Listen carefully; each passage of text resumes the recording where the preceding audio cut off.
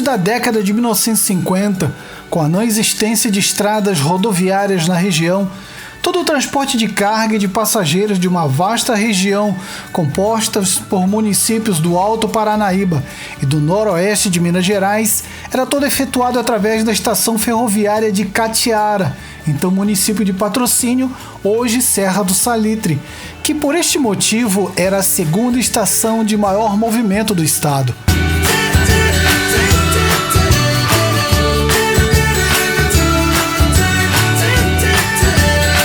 Inicialmente, as idas e vindas de mercadorias e passageiros até os grandes centros eram efetuados por carros de bois e lombos de animais, até a citada estação ferroviária.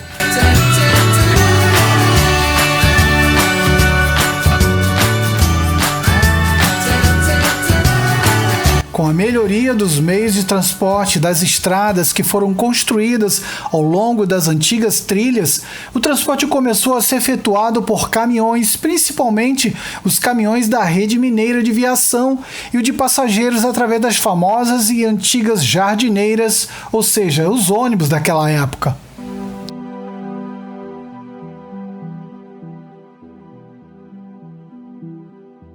Foi Sesostris Dias Maciel, Major Gotti,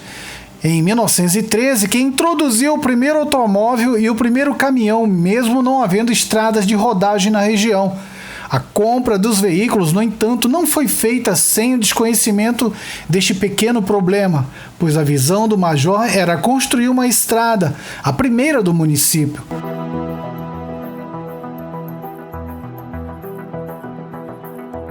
Através dela, poderia-se chegar mais facilmente ao ramal ferroviário de Catiara. E com esta visão, o Major Sesostris construiu a rodovia Patos-Catiara, com o início dos trabalhos em 1916.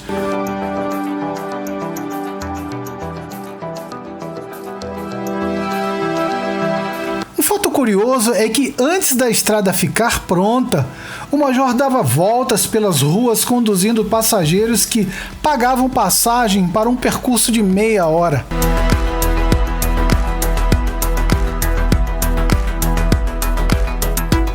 Em 1919, o Major Sesostris vendeu a estrada a José Rangel, que a reformou e encascalhou, adotando o critério de que quem comprasse carro de sua firma revendedora estaria isento da taxa de pedágio. Além de comprar e melhorar, instalou uma linha de ônibus regular. José Rangel foi o pioneiro do transporte de passageiros na região com sua empresa Autoviação de Patos.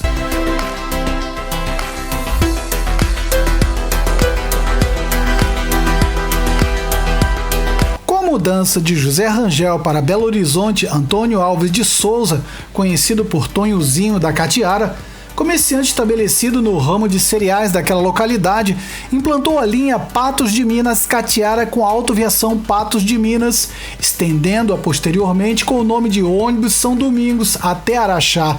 e mais tarde de Araxá à Estância Balneário do Barreiro.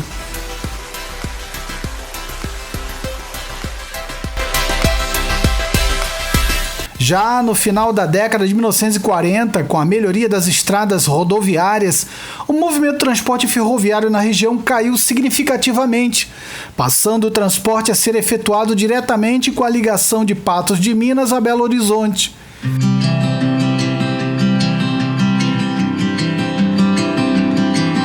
Surgiu nessa época o empresário Abílio Pinto Gontijo, que iniciou suas atividades à frente da empresa Gontijo de Transporte Limitada, com a linha Patos de Minas, Carmo do Paranaíba, sendo logo estendida até Belo Horizonte e hoje praticamente a todo o país.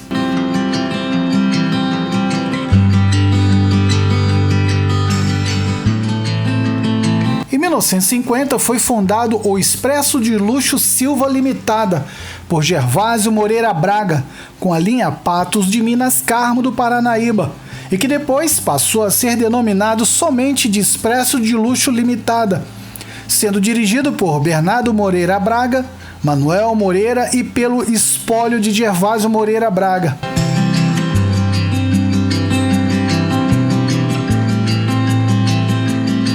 No início da década de 1950, Geraldo Teixeira da Cunha, mais conhecido pelo apelido de Geraldo Teba, implantou a Aviação Santa Marta Limitada com linha de transporte de passageiros de Patos de Minas a Uberaba e também transporte de cargas.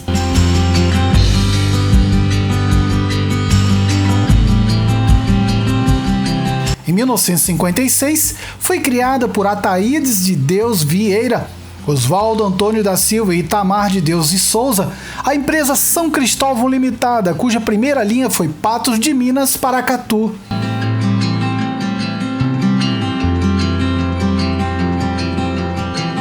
Em 1959, Antônio Caixeta de Lima, Adão Joaquim de Souza, o Adão Cascudo, e Joaquim Antônio de Lima, o Nego Moreira, fundaram o Expresso Leãozinho Limitada, com uma linha de Patos de Minas a Vazante, hoje na prestação de serviços nas linhas municipais e intermunicipais e no fretamento junto a parceiros como a Fosfértil, Rio Paracatu e o Grupo Votorantim. A empresa atualmente é dirigida pelos sócios Hélio Bernardes Dias, Eli Bernardes Dias e José Bernardes Dias.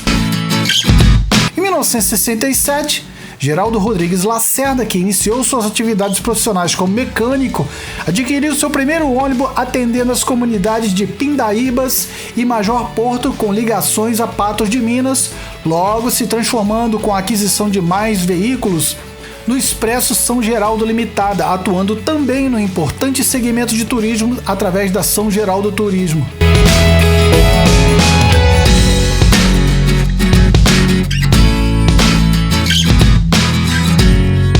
Em 1970, Antônio Eduardo Duarte Castanheira deu pontapé inicial na Aviação Pássaro Branco Limitada, com transporte urbano de passageiros, inicialmente com veículos combis e poucos ônibus, até se transformar na sólida e forte empresa dos dias atuais. Antes de Antônio Castanheira implantar a Aviação Pássaro Branco, outros empresários já haviam tentado a implantação de linhas urbanas na cidade, sem contudo obterem sucesso, tendo em vista a falta de costume da população neste tipo de transporte e a enorme quantidade de bicicletas existentes em Patos de Minas.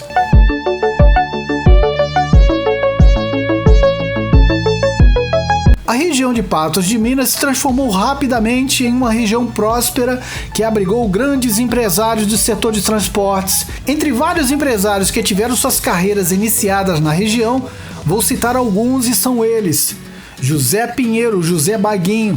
que vindo de Paracatu começou sua vida com um caminhão e logo em seguida como sócio da empresa São Cristóvão Limitada, sendo hoje proprietária do Real Expresso.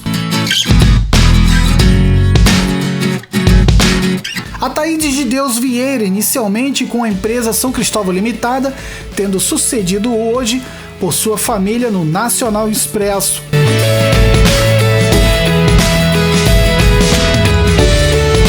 Luciano Pinto Gontijo, também na empresa São Cristóvão Limitada e cuja família ainda hoje dirige os destinos da empresa.